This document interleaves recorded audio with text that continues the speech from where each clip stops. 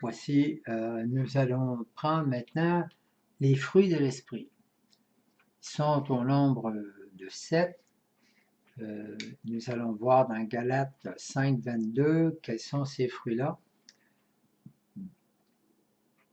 Paul nous dit les fruits, le fruit de l'esprit est. OK, le fruit de l'esprit. Non, le fruit de l'esprit, le fruit de la vie dans l'esprit, c'est ça qu'il faut entendre, est charité, joie, paix, longanimité, serviabilité, bonté, confiance dans les autres, douceur, maîtrise de soi.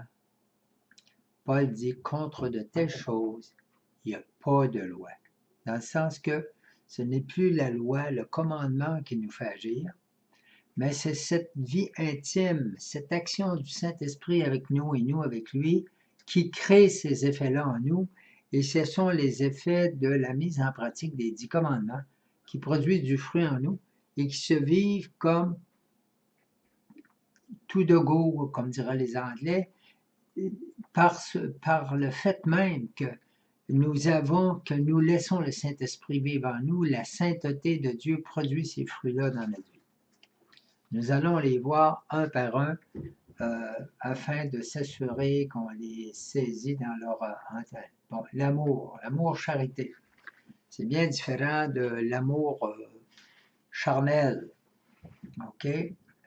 C'est un amour qui nous pousse, qui nous fait, on a une reconnaissance pour Dieu. On reconnaît Dieu pour Père, on reconnaît que tout vient de Dieu, que tout est par lui, avec lui et en lui. Donc, aussi, c'est surtout qu'on ressent cet amour que Dieu a pour nous. Et ça, c'est ce qui déclenche en nous l'action de grâce, c'est ce qui déclenche cette reconnaissance. Dans Isaïe 43, 1, « Et maintenant, ainsi parle Yahvé, celui qui t'a créé, Jacob, qui t'a modelé, Israël, ne crains pas, car je t'ai racheté, je t'ai appelé par ton nom, tu es à moi. » Par le baptême, Dieu nous redit la même chose. OK? Je t'ai créé, création nouvelle, qui est de Dieu, qui n'est pas de la chair.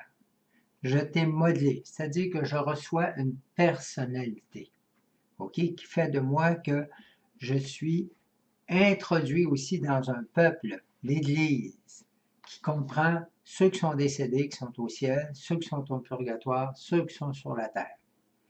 Donc, je fais partie d'un peuple. Israël, le nouvel Israël, c'est l'Église. Ne crains pas car je t'ai racheté. Jésus a payé le prix sur la croix. Et ce prix-là, il l'a fait parce qu'il m'a appelé par mon nom. Parce qu'au moment de l'agonie, au Jardin des Oliviers, Dieu a vu chacun de nous. Jésus a vu chacun de nous. Il a accepté de porter mon péché en tant que moi, personnellement, Jacques, il l'a vu, Jacques, alors, en 2019, avec son péché, mais il l'a vu au moment de sa naissance, au moment de sa conception, il l'a vu dans tous les moments de sa vie et il a pris sur lui mon péché. Et il m'en a racheté, c'est-à-dire qu'il a payé le prix dans sa chair, dans son sacrifice, il m'a racheté. Il a payé le prix de ma faute. Et je peux vivre maintenant libre. Je suis membre de la famille de Dieu. OK? Dieu dit, maintenant tu es à moi. Tu fais partie de ma famille. Tu es mon fils. Tu es ma fille. C'est important parce que cette conscience et que l'Esprit Saint vient te révéler que tu es vraiment ça. OK? Il vient te révéler que tu es le Fils du Père, que Dieu est ton Père. Donc, dans cette révélation, tu vis dans une nouvelle relation où ce que tu prends conscience que Dieu est vraiment ton Père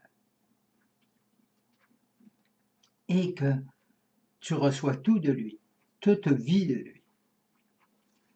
Dans Isaïe 49, 1, il, voulant dire monde entier, écoutez-moi, soyez attentifs, peuple lointain. Yahvé m'a appelé dès le sein maternel, dès les entrailles de ma mère. Il a prononcé mon nom. Donc, je ne suis pas arrivé au hasard de la vie. Dieu m'a choisi. Dieu m'a voulu. Dieu m'aime. Dieu a le désir de me faire partager éternellement sa vie. Voilà le désir de Dieu. Et nous continuons. Cet amour que Dieu nous donne à ce moment-là a deux aspects, deux voies. L'amour du prochain parce qu'il aime Dieu, ok? Le prochain qui va vivre comme moi, sa découverte de Dieu, qui va vivre pour Dieu, va faire que je vais être facilement en communion avec lui. L'amour du prochain aussi parce qu'il est aimé. C'est possible que quelqu'un soit complètement détestable dans son péché, dans ses emprises, dans ses addictions, etc. C'est possible. Mais je vais l'aimer parce que Dieu l'aime. Je sais que Dieu veut lui révéler qu'il est son Père. Et Dieu attend l'occasion et il peut passer par moi pour cette situation-là, dans le sens que l'autre me voit vivre et me voit heureux, joyeux, dans l'amour, dans les fruits de l'esprit. Il va dire, qu'est-ce qu'il y a, lui, que j'ai pas? Qu'est-ce que c'est? Comment ça se fait qu'il y a ça, puis moi, je ne l'ai pas? OK? Ça va créer comme une espèce de jalousie. Mais une jalousie bienfaisante, dans le sens que ça peut l'emmener à la curiosité et à vouloir savoir. Voilà. Il y a la joie, deuxième fruit, la joie. Cette joie qui résulte d'une intimité avec Dieu. Je me sais aimé, je me sens aimé, et je sais que Dieu est fidèle, que cet amour ne manquera jamais. Ça crée en moi une joie. Et en plus, Dieu m'aime tel que je suis. C'est-à-dire que je n'ai pas mérité son amour. Il me l'a donné gratuitement. Et il me renouvelle. Et dans cet amour que je vais avec lui, il va me sanctifier. Je vais me perfectionner avec lui. Dieu, donc, il nous prend où ce qu'on est, OK? Avec nos maladies, nos épreuves, nos situations, avec tout ce qui est dur. Et Dieu va faire qu'il va transformer, il va nous tirer du monde du mal pour nous emmener dans le royaume de sa lumière à travers notre vécu, avec notre liberté, avec notre consentement. Fait que c'est vraiment une joie qui vient de Dieu, la joie de Dieu d'être avec nous, parce que la joie de Dieu, c'est d'être avec nous. La joie de Dieu, c'est de nous retrouver comme enfants qu'il a voulu, qu'il a désiré, et qu'on soit dans cette intimité avec lui. Nous faisons la joie de Dieu. Le bonheur humain que le monde nous propose, c'est un bonheur qui est centré sur soi. Tu fais ton bonheur, c'est toi qui as la possibilité de faire ton bonheur, OK? Alors que dans la vie chrétienne, je sais que je ne peux pas être heureux sans Dieu. Je sais que Dieu est le centre de mon bonheur, tandis que dans l'esprit du monde, tu fais ton bonheur, c'est le toi. Il faut que tu t'arranges pour tirer le maximum de la vie, de prendre tout ce que la vie peut te donner, de tirer la couverte sur ton bord, afin que tout soit pour toi.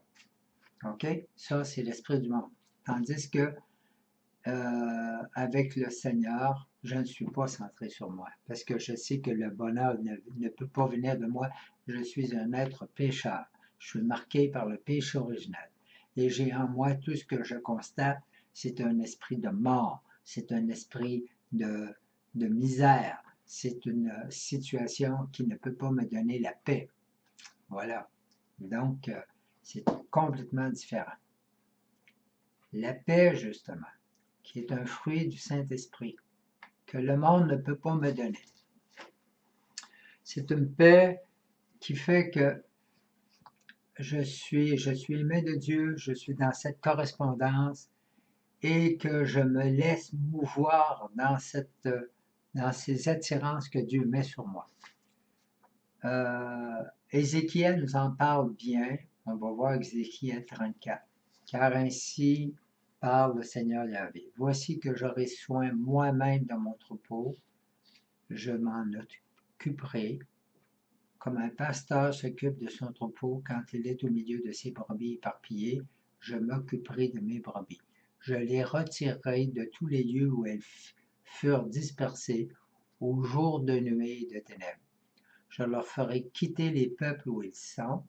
Je les rassemblerai des pays étrangers, je les ramènerai sur leur sol, je les ferai paître sur les montagnes d'Israël, dans les ravins et dans les lieux habités du pays. Dans les bons pâturages, je ferai paître sur de hautes montagnes d'Israël, sur leur pacage. C'est là qu'elles reposeront, dans un bon bocage. Elles brouteront de grands pâturages sur les montagnes d'Israël. C'est moi qui ferai paître mes brebis et c'est moi qui les ferai reposer, oracle du Seigneur Yahvé. Et je m'arrête là. C'est que ces lieux où on était tous éparpillés, qu'on n'était pas, on n'avait pas retrouvé le cœur de Dieu. Et Dieu nous cherchait, Dieu voulait nous rassembler. Et si on a répondu maintenant, Dieu nous ramène à l'intérieur de l'Église ou sur des grands pâturages, c'est-à-dire dans des lieux où il va nous rassasier. OK? On va découvrir un petit peu plus tard comment Dieu veut nous nourrir par sa parole, par les sacrements, etc. Comment qu'il veut nous faire monter, gravir la montagne, c'est-à-dire le chemin qui nous mène au ciel. OK? Ce chemin qui fait que il y a des étapes, il y a un cheminement que le Seigneur veut nous faire pour nous mener jusqu'au bout, jusqu'au pâturage final qui est le ciel. Donc, et au verset 15, il dit, c'est moi qui ferai paître mes brebis, c'est moi qui les ferai reposer au oracle de Yahvé. Je chercherai celle qui est perdue, je ramènerai celle qui est égarée, je panserai celle qui est blessée, je fortifierai celle qui est malade, celle qui est grasse et bien portante, je veillerai sur elle, je les ferai paître avec justice. Donc, le Seigneur, c'est toute l'action, c'est toute la sollicitude de Dieu pour nous.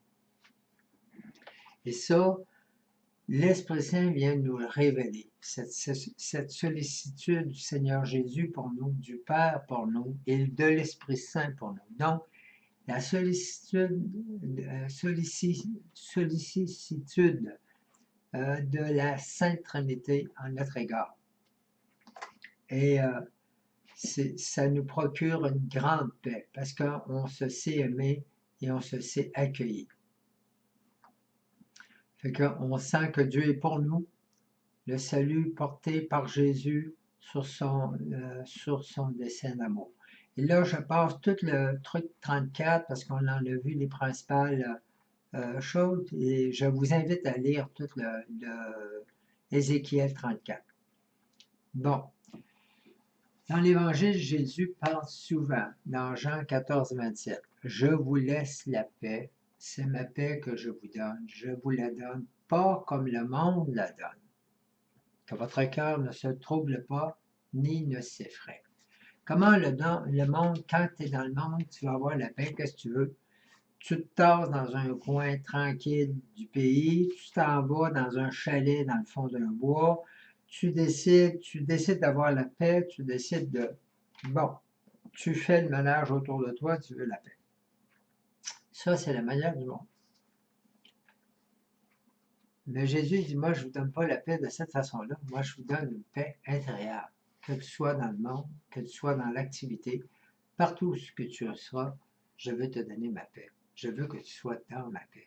Je veux que tu sois dans cette intimité avec moi en tout temps. Et que tu saches que je t'aime, que je suis avec toi dans toutes les situations que tu es en train de vivre. Pas pareil, hein?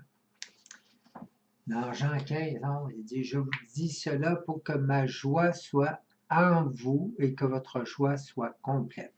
Jésus, quand à la dernière scène, il a tout donné ce qui allait vivre, qui allait partir, puis tout ça. Là, les apôtres étaient bien tristes de ça. Mais Jésus dit, je vous dis ça pour que votre joie, OK, pour que ma joie soit en vous et que votre joie soit complète. C'est-à-dire que si Jésus n'était pas mort pour nous sauver, payer le prix d'une chose, et ressusciter pour qu'on soit né à la vie nouvelle, qu'on ait le droit de ressusciter avec nos corps et vivre avec nos corps et nos âmes au ciel, nous ne pourrions pas être dans cette joie et cette joie complète. Mais là, on peut l'être parce qu'on sait que notre espérance, elle est basée sur une certitude. Et c'est ça qui fait la différence. Vous aussi, maintenant, vous voilà triste dans Jean 16, mais je vous verrai de nouveau, et votre cœur sera dans la joie, et votre joie, nul ne vous l'enlèvera. Donc, Jésus dit, vous voyez parce que je m'en vais, ça vous attriste, c'est normal. Mais je vais revenir, OK, dans peu de temps. Donc, vous me verrez de nouveau et votre cœur sera dans la joie. Et votre joie, nul ne vous l'enlèvera. Pourquoi? Parce que je vais être ressuscité. Par sa résurrection, Jésus, maintenant, il est constamment avec nous par la puissance de son Saint-Esprit et il peut nous donner et il va nous faire des choses avec lui, par lui et en lui, auprès des autres, et nous allons constater sa résurrection au milieu de nous, et cette joie, personne ne peut nous l'enlever. Voilà la joie que Jésus veut te donner. Jésus veut t'emmener à conscientiser qu'il est vivant, il veut t'emmener à conscientiser que sa résurrection n'est pas juste parce qu'il est assis au ciel, puis qu'il est loin, puis que là, bon, on nous a conté des histoires, mais il veut te faire réaliser qu'il agit avec toi, qu'il va agir avec toi, et que quand tu vas agir en son nom, OK, que tout va se produire. Voilà. Et ça va te donner une joie que nul ne peut t'enlever parce que tu sais qu'il est vivant. Jean 20, 19, le soir, ce même jour, le premier de la semaine, les portes étant closes, là où ils se trouvaient les disciples par peur des Juifs, Jésus vint et se tint au milieu d'eux et leur dit, paix avec vous, à vous. Donc, c'est le premier mot que Jésus dit, paix. Paix, arrêtez d'avoir peur. Arrêtez de branler des cannes puis de shaker en dedans par vos peurs. Je suis là. Je suis au milieu de vous. Je suis avec vous. Paix à vous. Parce que Jésus, c'est lui-même, c'est la paix en personne. Et il est avec nous. Nous avons à faire l'expérience de Jésus que nous ne voyons pas, mais agissant avec nous, par nous et en nous, et avec lui, nous, avec lui, par lui et avec lui. OK? Donc, il y a une interaction. Il y a une interaction directe que Jésus veut qu'on pratique. Il leur dit alors de nouveau, paix à vous, dans Jean 20. Comme le Père m'a envoyé, moi aussi je vous envoie. Donc, ça, c'est Jésus avant de monter au ciel. OK? Il dit maintenant, je vous envoie. Je vous envoie, pourquoi? Parce que je suis avec vous. Je serai toujours avec vous jusqu'à la fin des temps et je vais vous accompagner dans l'action que vous allez faire. Voilà, fait que là, maintenant, ouf, sortez, allez. Allez dire aux autres que maintenant l'espérance existe. Allez dire aux autres que la joie existe. Allez dire aux autres qu'ils peuvent vivre dans la paix. OK? 8 jours après, ses disciples, dans Jean 20, 26, étant de nouveau à l'intérieur, et Thomas avec eux, Jésus vint, porte close, et il se tint au milieu d'eux et dit paix à vous. OK? Là, le beau Thomas, hein, qui doutait, puis il dit juge-moi pas les doigts, etc. OK? Jésus dit, garde, paix à vous. Thomas, arrête de te troubler. Arrête d'essayer de mettre le monde à l'envers, puis de contester. Voilà. Tiens, paix à toi. Arrête, mets tes doutes à terre. OK? Fait que Jésus vient nous aider à mettre nos doutes à terre. En quelque maison que vous entriez, dites d'abord paix à cette maison. Pourquoi? Parce que je viens avec Jésus. Parce que Jésus m'accompagne. Parce que Jésus veut venir donner cette paix à cette maison. C'est pour ça que je peux dire paix à cette maison. OK? Parce que Jésus veut venir se manifester à cette maison. Fait que l'Esprit Saint nous apporte la paix. Jean 16, 11. Je ne l'ai pas donné ici, mais c'est un des fruits de l'esprit. La paix devient signe de discernement pour savoir si on est dans la volonté de Dieu ou pas. Fait que, il faut toujours se défier de ce qui trouble. Cela ne vient pas de l'esprit. Le malin va nous accuser. Le malin va mettre le trouble dans nos cœurs pour ne pas qu'on soit dans cette pleine vérité des enfants de Dieu. Et c'est la différence. Et quand on est dans la volonté de Dieu, puis on agit, il y a cette paix qui nous habite constamment. Longanimité, c'est quoi ça? Quelle sorte de mot ça? C'est un nouveau spaghetti? C'est quoi? C'est d'avoir de la patience contre c'est d'avoir de l'espérance contre toute espérance. C'est de continuer à même si on devrait désespérer, c'est de continuer à croire, continuer à garder le cap, le courage, jusqu'à ce que c'est une force du Saint-Esprit qui nous permet de rester dans l'espérance, même dans les situations les plus désespérantes. C'est ça la longanimité. Et ça nous permet aussi d'avoir une force d'âme, ça nous permet de faire, l'Esprit Saint va nous permettre de nous engager des fois dans des situations qui n'ont pas d'allure, extérieurement, humainement parlant, et dans la vie des saints, on le voit constamment. Et puis, c'est cette force, cette longanimité, cette espérance, cette certitude que Dieu est avec nous, qui agit, puis que c'est son plan. Voilà. La serviabilité, ça nous rend disponibles aux autres, parce que ça nous fait voir l'autre, qu'il est aimé de Dieu, que Dieu a payé le prix pour elle, qu'elle a droit au salut. Tout ce qu'elle a besoin, c'est d'un témoin pour l'aider à ouvrir ses yeux et à accueillir ce salut-là. Ça nous dispose à servir nos frères et nos sœurs. La bonté qui vient avec la serviabilité aussi, qui fait que on ne sera pas dans le jugement des autres. On va pouvoir l'accueillir avec son côté fruste, son côté difficile, qui va nous donner la patience à ce moment-là, la douceur aussi dans ces moments-là. Et puis, qu'on va pardonner aussi parce qu'on va être capable de saisir sa faiblesse, son emprise, ses difficultés. Et puis, on va essayer de trouver, de voir avec le Seigneur le côté par lequel il veut qu'on la prenne, puis qu'elle soit capable d'accueillir et de s'ouvrir à cette grâce que Dieu veut vivre sa joie aussi avec elle. La confiance dans les autres, savoir écouter avec un intérêt réel. Il n'y a pas de manipulation dans le Seigneur. On ne manipule pas les autres, on ne se sert pas des autres. On est présent avec l'autre en toute transparence. On les aime pour ce qu'ils sont ou pour ce qu'ils sont pour le Seigneur. OK? Des fois, pour ce qu'ils sont, ils ne sont pas trop aimables, mais on leur manifeste à ce moment-là de l'estime parce que le Seigneur a estimé qu'ils voulaient payer le prix pour eux autres, pour leur salut, et que là, à ce moment-là, ils ont mérité la mort du salut comme nous, la mort de Jésus, et à ce moment-là, ça nous amène à avoir une estime pour eux. Les accepter tels qu'ils sont, les excuser au besoin. Donc, la confiance dans les autres. Ne pas prendre les autres comme des gens dangereux pour ma sécurité, dangereux pour mes choses. Je l'accueille au nom du Seigneur. Je l'accueille avec lui. Je sais que le Seigneur est au milieu de nous. La douceur, patience dans les contrariétés, acceptation de soi et des autres, égalité d'humeur.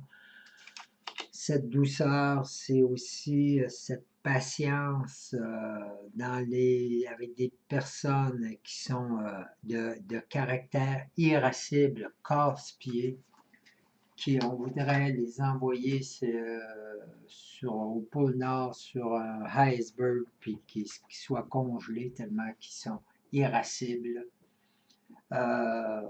La douceur peut nous laisser, la puissance du Saint-Esprit pour nous emmener à vivre dans cette, accepter ces contrariétés et les vivre avec le Seigneur, avec son amour pour l'autre. Et là, c'est vraiment une grâce particulière que le Seigneur fait à ce moment-là. Maîtrise de soi, capacité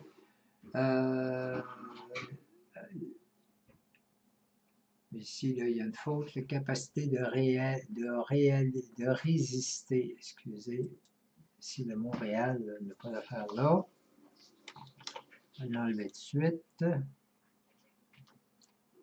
Donc, une capacité de résister aux suggestions mauvaises, aux tentations venant des choses ou des gens de notre nature ou du diable. La maîtrise des habitudes de drogue, d'alcool, de tabac, de sexe, etc., relevant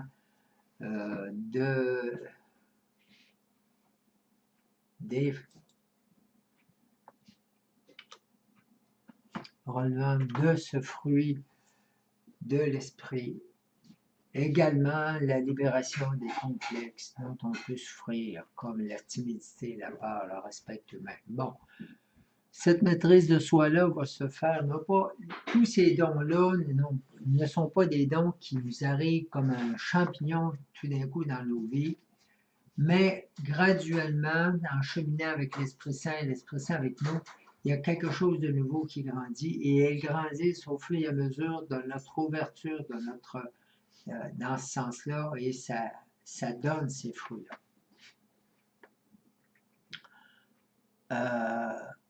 OK. Ça dispose l'âme aussi à être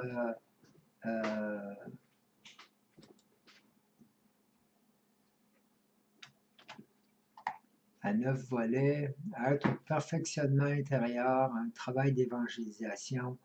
Bon, fait que le baptême dans l'Esprit Saint, ça va être quoi? C'est une mise en route de la vie nouvelle, OK?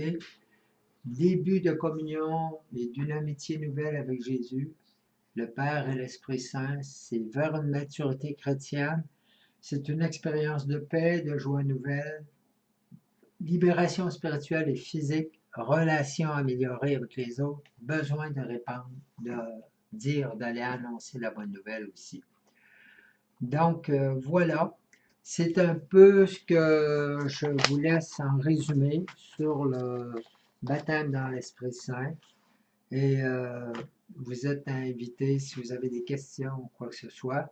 Nous verrons sur la prochaine capsule comment, effectivement, comment se préparer maintenant à vivre cette ouverture à l'Esprit Saint. Donc,